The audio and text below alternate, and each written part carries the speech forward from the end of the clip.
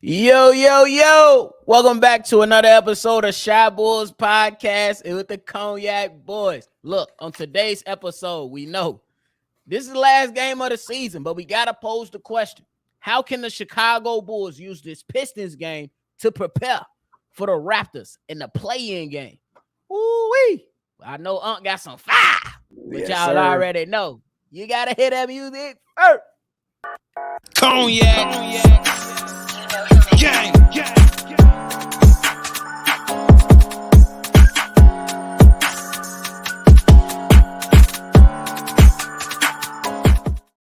Shy Bulls Podcast with the Cognac Boys. I'm Cognac Boy Bobby, and I'm with my dog, CDubb. How you doing, boy? Hey, man, the play-in all right around the corner, and we got the whack-ass Detroit Pistons.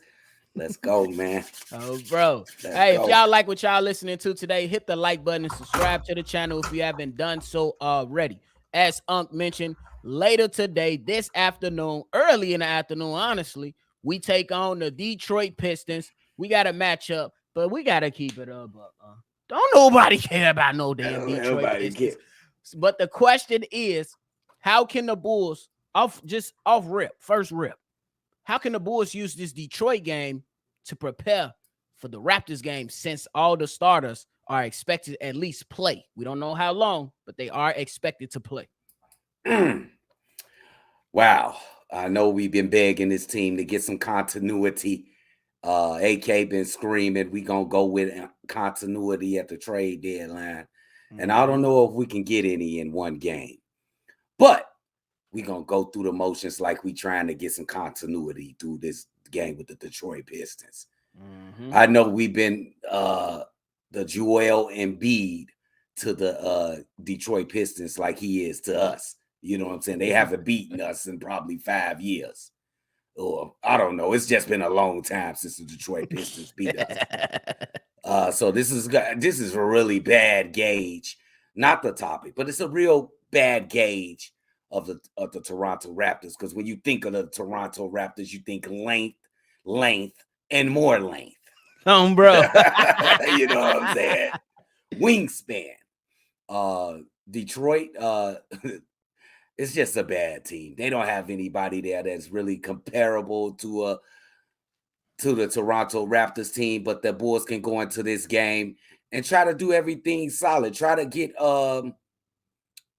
Kobe White. Let Kobe White run the offense a little bit. Let Patrick Williams be more aggressive. You're going to need Patrick Williams in this game.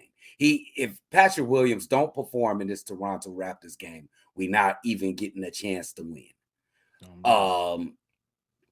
Let's see if we get some ball movement. It's going to take that against this defense. You're going to have to move the ball intelligently, not just moving the ball to move the ball. If you're open, shoot it, but move the ball. But it's going to be difficult to not compare them to Toronto Raptors, but you can use this game to get yourself revved up and get yourself in the motions to get ready for this long-ass, wingspan-ass Toronto Raptors. Bro, I got something that might interest you, though, C-Dub. What up? I ain't going to lie to you. The way that you prepare for the Toronto Raptors team is to sit Pat Bev ass on the bench and you start Kobe White, Zach LaVine, DeMar DeRozan, Patrick Williams, and Nikola Vucevic. You got more size on the court to compete with those guys. You got more scoring opportunities on the court than a lineup with Patrick Beverley in there. So I believe that the first way that you can use this game is to prepare for that Toronto game is to make an adjustment in the lineup. And then you try to figure out other ways how you can add length from the bench. Do you play DJJ more? How do you incorporate Ayo Dosunmu?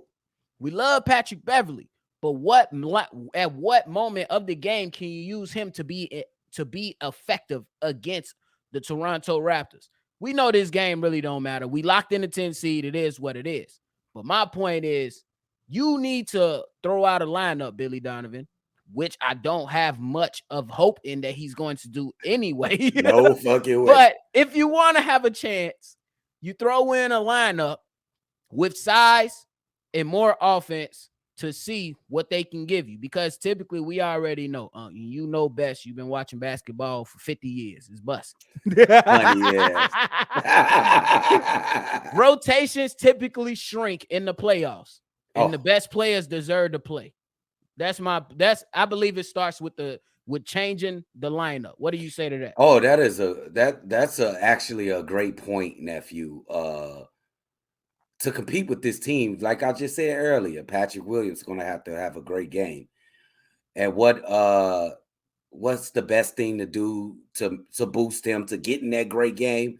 Throw him in the starting lineup and get him a morale boost, give him an energy boost. Like, oh, okay, I'm starting in the playoff situation. Let me go here because he didn't do too bad last year in the playoffs against the It was Milwaukee. okay. He was okay. He did better than Zach. He did Oh, better bro. than DeMar. That's a for sure. Can't Uh, argue that. that is very interesting because I don't think the Bulls could compete in this game if they start Ayo Dosunmu. I mean, not Ayo Dosunmu. I'm sorry. Pat Bev, No, Alex Alex Caruso. Caruso. Yeah, agreed. Because this is the lineup he gonna trot out, nephew. We all know what he gonna trot out. It's gonna be. Beverly, Zach, DeMar, Caruso, and Vooch. Which I is think we that's a gonna bad I idea. think it's a bad idea too. If you want to have a chance to win, why don't you throw out? And I hear you with Kobe White. We could probably forget about that because he probably gonna go with Pat Bev. But I think you got to be quick on the trigger with Kobe White.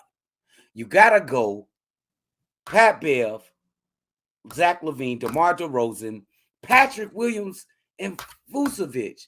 With Kobe At the White minimum. being in a super sub, Jamal Crawford, your Rick Fox, your super sub. He needs to be in there immediately if Patrick Beverly ain't having a good game. This is for the play-in. You lose, you out, you gone. You going to Cancun, you going back to California to your mansion. No more basketball, bro. So come on, Billy. This is gonna be, man, Billy. Help the team win. It's gonna be challenging, and I'm with you on that. If you don't start Kobe White, the leash on Patrick Beverly needs to be short. Yes. I'm with you on that. The leash needs to be on short. But I got another way that the Bulls can use this Detroit game to kind of prepare. To me, the way that you don't allow Toronto's size to be a huge factor, you have to push the pace. They ain't did it all year. I mean, you might. It's a tough ass, Unc. I know it's a tough ass, bro. I know it's a tough ass, but you got to be able to take advantage of that offense when they're not set defensively. And another thing, and then I'll let you respond to that. You got to be able to have a contingency plan for when Nick Nurse doubles DeMar DeRozan every single possession. He's going to do it. Tom Thibodeau did it. He doubled DeMar DeRozan and Zach LaVine damn near every possession. Nick Nurse double teamed DeMar every possession. So you can expect that to be in their game plan. So you got to be able to push the pace, bro. Oh yeah, we seen that a lot. The games against the Toronto Raptors this year. When the going gets tough, they gonna get the ball out of DeMar DeRozan hand.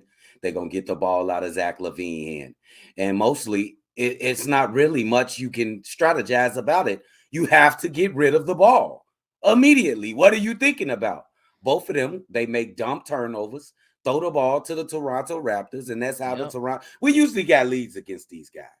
We usually got like a 10-point, 15-point lead. They turn the dogs loose, double team DeMar DeRozan, Zach LaVine. Both of them start making the dumbest turnovers ever. Act like they never seen a double team in their life. It's crazy. You have to get rid of the ball quicker, immediately. It's going to be somebody open if they double teaming you. And what was that first thing you said? You said they gotta push the pace. I'll push the pace. Yeah, I know it's a tough ask, bro, because they don't do that at all. They don't do that at all. It's a couple players on here that want to push the pace. I think Alex Caruso is better in the open court. I think Ayo Dosunmu especially could want to be in the open court. So there's Kobe White. Patrick Williams is good. Zach LaVine in open court. So I don't run a point no elbows or single nobody out. But DeMar DeRozan. He's Bro. deliberate. He slows the team down, and he raw. He a raw ass player, but he's very deliberate. He likes to take his time, look over the defense. That's the type of player he is. I don't know. I mean, against the who did this team we just beat? Not yesterday, but I think the Memphis Grizzlies. When we beat the Memphis Grizzlies, you ran that game. Yeah. That's how you beat a good team like that. Get up and down the floor. Don't let him set that defense up. Oh, bro. Especially if you're going to get some size like Toronto. You Yeah. can't be sitting there trying to let them set the defense up because everybody know what defense they going to. They're going to play zone. Bro, they gonna play zone because then the court shrinks so much because of the wingspan when they sit in that 2-3 zone, bro. It gets too fucking. I've been saying it for the last 2 years. I cannot stand playing the Toronto Raptors, bro. They too fucking long, bro. It's just uncomfortable. They make it uncomfortable. They make the game ugly because everybody want to try to play half court basketball with them. You got to run them off the floor. You have to. And mostly that's been happening to them this season. Here, say they in the 9th seed, so they've been motherfuckers been running the ball on their ass. Bro, and that's kind of why, you know what I'm saying, why I kind of took that position on these guys got to kind of push the pace just to not let these guys load up on them. Fred VanVleet is 6 foot. After him, everybody's 6'5" and up. Everybody's 6'5" and like up. Oh, bro, y'all barely see my hands in the screen. They shit way expanding through me and Unk's screen. You know what I'm saying? And that's how it really is. These guys are big dudes, and they tried out something. And one person that who typically gives Vooch that work is Jakob Poeltl, and they got him on that team. But I know one thing that that's kind of this is why I'm kind of going to changing up that lineup to where it fits the size on what you're gonna face going against Toronto Raptors. Simply because the Bulls also got to take care of the basketball too. In the 3 games against the Toronto Raptors, the Chicago Bulls have given up turnovers in double digits. 17, 21, and 19 turnovers in 3 different games, bro. They got to be on point. Bro. Bro, that's like 18, 19 turnovers per game against the Toronto bro, Raptors. That's wild. Listen, the ball handle per game. Yeah, the ball handling for the Chicago Bulls beyond Kobe White is pretty bad. I'll just say it. Zach LaVine and DeMar DeRozan are turnover machines, especially when you apply like that pressure or a double team them. They just awful. The IQ just drop off the map. But this is a game that you can fix that, Billy. You can start Kobe White. He turned the ball over too, but he can be more of a threat. I think this is the game that you do it, nephew. Yeah. You go in there and you like, okay, Pat Bev, we need your energy and your defense to come off the bench. We starting Kobe White to get us going offensively against this heavily defensive team. And AC, we need you coming off the bench as well because we starting Patrick Williams to match some of this size out here. We need you to bring that defensive mindset and up and down and floor defensive leadership to the second team. Can you do that for us, Alex Caruso? That's what needs to be done to this game coming up, bro. Bro, and I'm with you. And even if Patrick Beverly starts in the Detroit game, we still need to see Patrick Williams in the lineup so they can at least work on something good for this game that they can carry on into the play-in with that lineup. Because Pat Bev is 6 feet as well. Yeah, he matches up with Fred VanVleet. So he can match up. Yeah, but everybody else, you need size out there. So Patrick Williams should be starting in a Detroit game. So all the starting 5 can at least take this and translate it to that Toronto game, bro. How do we just force feed Pat Williams? Just make him shoot 15 shots. This Detroit game, this is how we get ready for Toronto. With Zach and DeMar on the court, we make Patrick Williams the number 1 option. Just force him the ball against Detroit. And maybe that comes, and you know what I'm saying? And then maybe that goes into the next game against the Toronto Raptors. This is the game they need to get him acclimated with the regular players, like with DeMar, Vooch, Zach, Patrick Beverly. Let's force feed Pat Williams to get him started. I would say force feed him, but I don't think making him the first option is gonna be key. Because I believe if the Chicago Bulls want to beat the Toronto Raptors, they have to go through Zach LaVine having a monster game. Oh, he got to make up for the bull crap he put on the court last postseason. Oh, so he needs to go ahead and lead the team. He's the best player on the team. Lead the team. But I'm going to say this real quick, and then you can go and we can get out of here. He don't have to be the first option, but you know that they're going to double. So that's why, number one, you start Patrick Williams, and then number two, you do what you said. If Zach doesn't have an option to score, you force feed Patrick Williams after that. Make him the second or the third option. Oh, bro. Okay, and I see what you're saying, and you're absolutely right. This team is not going to win that game if Zach ain't leading the way. But I'm saying do this in the Detroit game to get his confidence up for he can. I don't want no hesitation. I don't want nothing in this Toronto Raptors game. I'm not mad at that. Yeah, it's basically used Detroit's game as a confident booster for Patrick Williams. Oh, absolutely. Oh, okay. And Kobe White, throw him in there too, for sure. 100%. I'm with you. 100%, man. Like, we need you, bro. We need you, bro, in this play-in, bro. This game gonna be about y'all too. We feeding y'all. Y'all gonna lead us to this victory over Detroit. Come on, it's Detroit. Hey, like I said, the X factor moving forward to me is Patrick Williams. Absolutely. When Patrick 100%. Williams performs well, the outcome is much better than when he does not perform well. I would love to see their record when Pat get over 10, 12, 18. Bro. I bet you it's like very good. It's crazy, huh? Uh-huh. Bro. But hey, give your final thoughts, brother. Everywhere we get into that play-in, man, we play 81 games. 81. Detroit later, they lock it in at 82. Man, and this is what we get. They played themselves into the play-in. I guess I will commend them for that. Let's see if they can shock the world, man. I ain't ready to write them off. That we got a couple shows coming up before the game come on. We gonna get y'all. I'm gonna see what my confidence at when them shows come around. Bro, I gotta show before we go. I gotta show some mad respect to Nikola Vucevic. Later today, when he play, he's gonna play 82 games. Wow! For the first time in his 12-year career. Kudos to Nick Vooch, and he said it is a goal for him. NBA, take notes because these fuckers don't want to play the games, and we deserve a refund. Not me, because I only been to one game and Zach LaVine and DeMar DeRozan all them play. But for the people that missed out on seeing their favorite player play, NBA, they deserve a refund. Oh, bro, you can't do nothing but do this for Vooch, man. Shout out to Vooch for playing 82, man. But hey, y'all, go ahead. These spoiled ass players don't play. They ain't even thinking about playing 82 games, bro. They trying to get to 70, bro. All of them.